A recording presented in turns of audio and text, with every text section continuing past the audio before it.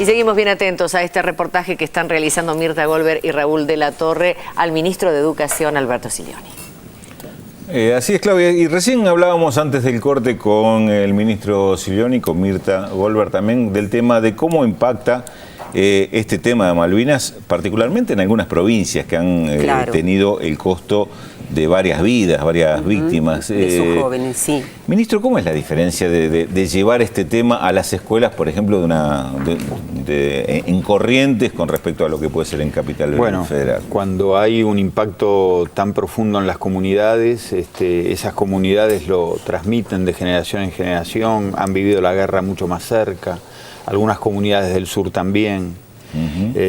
Nosotros aquí en la ciudad de Buenos Aires compartíamos la guerra con el Mundial de España, era una guerra lejana, era una guerra en esta ciudad más cosmopolita, distinta, era una guerra que no se vivía como una guerra propia. Allá cuando hay comunidades que han dejado muertos, cuando hay comunidades que han dejado muertos en el continente, que son 649, más de 300 suicidados, que vienen de esas ciudades, que vienen de esas provincias, la guerra, o para decirlo mejor, la causa Malvinas tiene otra significación. Se vive con mucha más pasión, se vive con mucho más sentimiento nacional, se la considera parte de la identidad nacional.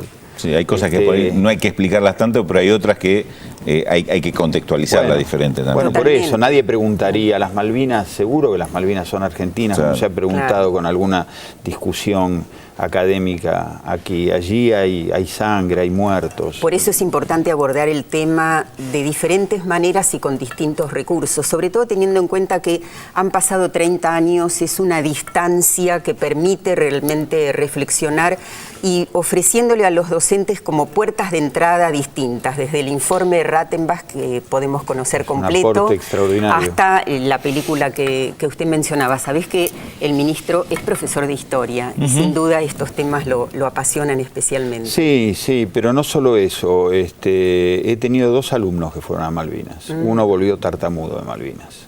Y esas experiencias, hace 30 años, yo educaba adultos, son experiencias de las cuales uno no puede salir. No es que allí comencé con este sentimiento malvinero, pero haberlo visto tan claramente. El otro podríamos decir coloquialmente que zafó, volvió bien, pero uno volvió tartamudo y muchos no volvieron. Entonces es muy doloroso cuando desde el campo académico se discute si son nuestras, se le da ese lugar a la autodeterminación de los pueblos que es inexacta, porque se pueden entender los intereses de los kelpers, pero nunca sus deseos. Cuando hay tanta argentinidad allí hay cosas que no deben discutirse y nosotros creemos que las 45.000 escuelas son un ámbito para reverdecer este sentimiento de identidad nacional. Y ojalá también los padres comprendan qué importante es llevar estos temas a la escuela. Sí, absolutamente. Yo creo que hay una comprensión cada vez mayor, pero hay que seguir trabajándola, Algo similar nos pasa con el tema 24 de marzo, terrorismo de Estado. Es muy difícil unificar el criterio con los docentes con respecto a este planteo. Es difícil. Sobre este y sobre otros planteos, porque el docente es un trabajador de las ideas. Hasta diría que es interesante que sea difícil, porque uno no puede bajar un discurso único y un pensamiento único, pero sí hay un marco que es indiscutible, por eso serena mucho, que es la ley. La ley es un lugar muy cómodo.